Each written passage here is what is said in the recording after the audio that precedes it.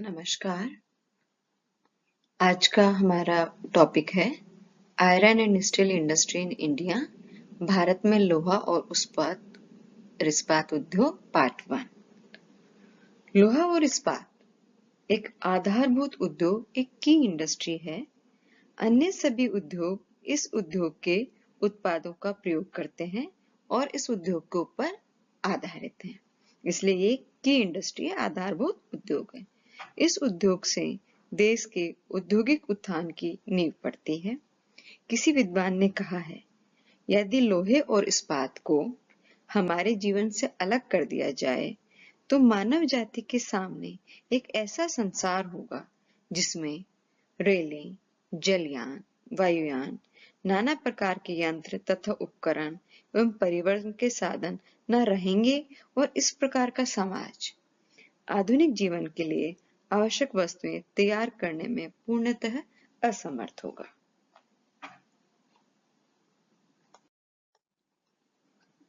भारत में लोह इस्पात उद्योगों का विकास, अभी कैसे उद्योगों इनका डेवलपमेंट कैसे हुआ।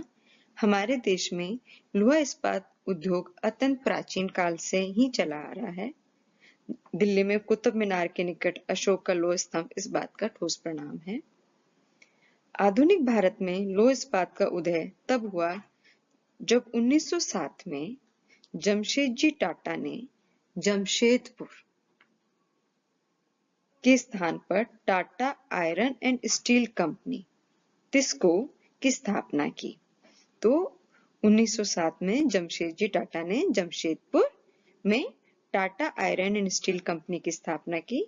इसके पश्चात 1919 में Indian iron and steel company इसको की स्थापना हुई, जिसने आसनसोल के निकट बरनपुर ये आपको दिख रहा है नामक स्थान पर लोहा इस्पात का कारखाना स्थापित किया। इस कंपनी ने बंगाल आयरन कंपनी नामक कुल्टी के स्थान पर स्थापित कारखाने को भी अपने स्थान में ले लिया। 1923 में कर्नाटक राज्य में, ये कर्नाटक राज्य है, कर्नाटक राज्य में भद्रावती नदी के किनारे भद्रावती नामक स्थान पर एक कारखाना स्थापित किया। पहले कारखाना निजी क्षेत्र में था और Mysore iron and steel company MISCO के नाम से प्रसिद्ध था। अब इसका संचालन केंद्र तथा कर्नाटक सरकार संयुक्त रूप से करती है और इसका नाम प्रसिद्ध इंजीनियर डॉक्टर विश्वेश्वरैया के नाम पे Visvesvaraya iron and steel works रख दिया गया है। द्वितीय पंचवर्षीय योजना में लोहा इस्पात को उन्नत करने के लिए केंद्र सरकार ने हिंदुस्तान स्टील लिमिटेड की स्थापना की। इस कंपनी ने विदेशी सहायता से सार्वजनिक क्षेत्र में राउरकेला, भिलाई तथा दुर्गापुर नामक स्थानों पर 3 कारखाने स्थापित किए। इसके बाद बोकारो नामक स्थान पर एक और लोहा इस्पात का कारखाना लगाया गया।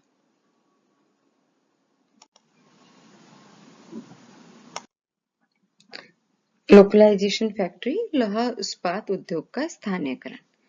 जो लोहा इस्पात उद्योग है उसमें जो प्रयोग में आने वाला कच्चा माल है वो है कोयला, कोल, लोएस्क, आयरन ओर, चूने का पत्थर, लाइमस्टोन, मैग्नीज, ये सारे के सारे भारी तथा चूने का पत्थर, मैग्नीज आदि भारी तथा कम मूल्य का होता है, अतः इसे दूर तक ले जाना आर्थिक दृष्टि से ठीक नहीं है। इसलिए अधिकांश लोहा इस्पात उद्योग कच्चे माल की प्राप्ति के स्थान पर ही लगाए जाते हैं। जो कच्चा माल इसमें प्रयोग लिया जाता है वो कच्चा माल भारी होता है और कम मूल्य का होता है, इसलिए इसको आर्थिक दृष्टि से दूर तक ले जाना ठीक नहीं है। तो जो भी इंडस्ट्री डेवलप हो रही है ज्यादातर वो कहाँ पे हुई है, कच्चे माल के स्थान पर हुई है। लोहे को गलाने के लिए कोयले की अधिक मात्रा में आवश्यकता होती है। यही कारण है कि विश्व के अधिकांश लोहा इस्पात उद्योग लोहे या कोयले की खानों के समीप ही जन्म लिया है, वहीं पे वो पनपे हैं। इसके अतिरिक्त पर्याप्त जल उनको चाहिए अबाउंडेंट वाटर होना चाहिए, यातायात होना चाहिए, ट्रांसपोर्टेशन के साधन होने चाहिए, कैपिटल होनी चाहिए वहां पे, तथा खपत आदि के क्षेत्र निकट होना अनिवार्य है। तो ये जो इंडस्ट्री है ये वेट लूजिंग इंडस्ट्री है, तो इसलिए ये मार्केट के पास में या फिर रॉ मटेरियल के पास में ही ये रहेगा। भारत में लौह इस्पात संयंत्रों का नियंत्रण। तो पहले हम इसके अंदर संयंत्रों का वितरण की बात कर रहे हैं। तो पहला हम इसके अंदर लें Tata iron and steel company Jamshedpur TISCO. ये जो Tata iron steel industry TISCO है, ये झारखंड जिले के सिंहभूम जिले में कोलकाता के निकट करीब 200-250 किलोमीटर उत्तर पश्चिम में नागपुर कोलकाता रेल मार्ग पर जमशेदपुर नामक स्थान पर इसकी स्थापना 1907 में जमशेद जी टाटा ने की थी। तो जो जमशेद टिस्को वाला है टाटा आयरन स्टील, ये जमशेदपुर के अंदर इसका जो किया था, जो इसकी स्थापना की थी जमशेद जी टाटा ने की थी। ये स्वर्ण रेखा नदी ये रहा, ये स्वर्ण रेखा एवं खरखाई नदियों के संगम पर है, दो नदियों के संगम पर यह है। वर्तमान में कारखाना भारत का एकमात्र निजी क्षेत्र में स्थित कारखाना है जो इस्पात उत्पादन में भारत में दूसरा स्थान रखता है। भारत में इस्पात उत्पादन का वास्तविक आरंभ इस कारखाने की स्थापना के साथ ही आरंभ हुआ था, जो आधुनिक तकनीकों द्वारा संचालित प्रथम इस्पात कारखाना है। तिस्को में 2008 से इस्पात तथा 2013 से ढलवे लोहे का उत्पादन हो रहा है। रेल के डिब्बे, सलाखें, गार्डर, रेलवे पटरियां, स्लीपर, चदरें, सरिया, पत्तियों आदि का निर्माण किया जाता है। जमशेदपुर में टिस्को संयंत्र की स्थापना के लिए कौन कौन सी परिस्थितियां यहाँ पर है? कच्चे माल के रूप में झारखंड के सिंहभूम, कच्चे रूप के उसमें झारखंड के सिंहभूम जिले के ओमनाबड़ी तो उड़ीसा के मयूरभंज, यहाँ से क्या है, मयूरभंज जिले की गुरम हिसानी खान से उत्तम लोहा की प्राप्ति हो रही है। तो झारखंड से सिंहभूम, झारखंड के जो है सिंहभूम जिले से तथा उड़ीसा के मयूरभंज जिले से लोहे की प्राप्ति हो रही है। उड़ीसा के क्यूंझुर जिले की जोड़ा खानों से यहाँ से इनको क्या प्राप्त हो रहा है, मैग्नीज प्राप्त हो रहा है। उड़ीसा के सुंदरगढ़ जिले से डोलोमाइट, चूने का पत्थर आदि प्राप्त हो रहा है। टिस्को कारखाने के पश्चिमी भाग में करखाई तथा उत्तरी भाग में स्वर्ण रेखा नदी के द्वारा किसकी प्राप्ति हो रही है, जल की प्राप्ति हो रही है। झारखंड की जरिया तथा बोकारो से कोयले की प्राप्ति हो रही है। झारखंड की जो जरिया माइंस है और बोकारो जो माइंस है वहां से इसको कोयले की प्राप्ति हो रही है। झारखंड, बिहार, उत्तर प्रदेश तथा छत्तीसगढ़ से जो इसको लेबर चाहिए, सस्ते श्रमिक, यहाँ से इसको पर्याप्त मात्रा में और सस्ते श्रमिक मिल रहे हैं। जमशेदपुर रेल मार्ग तथा कोलकाता बंदरगाह से इसको परिवहन की सुविधा मिल रही है। औद्योगिक क्षेत्र के कारण बाजार की सुविधा भी यहाँ पर उपलब्ध है। ये अनुकूल परिस्थितियां उपलब्ध होने के कारण जमशेदपुर का टिस्को कारखाना भारत का मुख्य इस्पात संयंत्र बन गया है।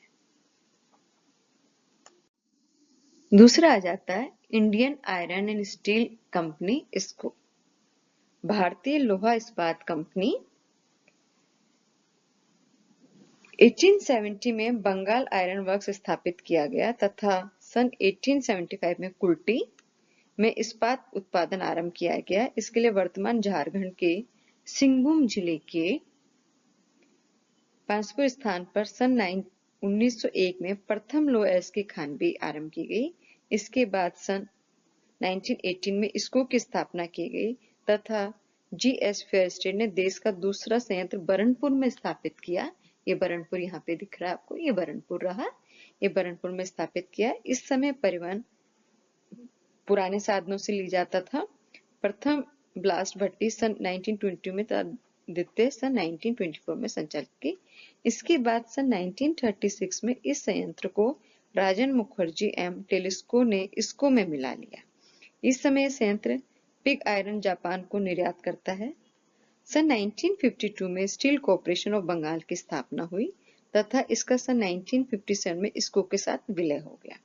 वर्तमान में इसको के अंतर्गत कुल्टी, ये रहा कुल्टी का, बरनपुर, ये बरनपुर रहा, तथा हीरापुर, 3 संयंत्र।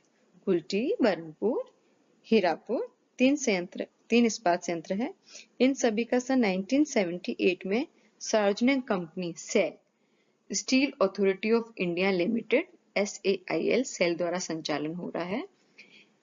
इसको कंपनी का वास्तविक गठन सन 1972 में सरकार ने किया तथा इन तीनों संयंत्रों का प्रबंधन अपने हाथ में ले लिया। तीनों इस्पात संयंत्र आसनसोल कोलकाता रेल मार्ग पे कोलकाता बंदरगाह से 250 किलोमीटर के आसपास की दूरी पर स्थित है। हीरापुर में ढलवा लोहा तथा बरनपुर में केवल इस्पात पिंड तैयार किया जाता है। यहाँ पे जो अनुकूल परिस्थितियां पाई जा रही है वो क्या है? इस कारखाने को कोयला 120-25 किलोमीटर की दूरी रानीगंज झरिया से प्राप्त हो रहा है। तो कोयला इस कारखाने को कहां से प्राप्त हो रहा है? रानीगंज और झरिया से। लोहा अयस्क मुख्य रूप से झारखंड के सिंहभूम जिले से तथा लोहा गुहा, क्यूंझर, कुंदरगढ़, मयूरगंज तथा कोल्हान खानों से मिल रहा है। संयंत्र के लिए स्वस्थ तथा पर्याप्त जल दामोदर नदी, बाराकड़ नदी से मिल रहा है। दामोदर नदी और बाराकड़ नदी से मिल रहा है इसके अंदर। उड़ीसा में मैग्नीज तथा चूना, वीरमित्रपुर, सिंहपुर में पत्थर की आपूर्ति हो रही है। हीरापुर में उत्पादित ढलवा लोहा कुल्टी संयंत्र में भेज दिया जाता है जिससे इस्पात का निर्माण किया जाता है। बरनपुर संयंत्र में कुल्टी से प्राप्त इस्पात से विभिन्न लोह अयस्कों का निर्माण किया जाता है। अर्थात तीनों कारखानों में उत्पादन कार्य का विभाजन कर रखा है। तीसरा आ जाता है Visvesvaraya iron and steel company limited VISL। ये कारखाना कर्नाटक के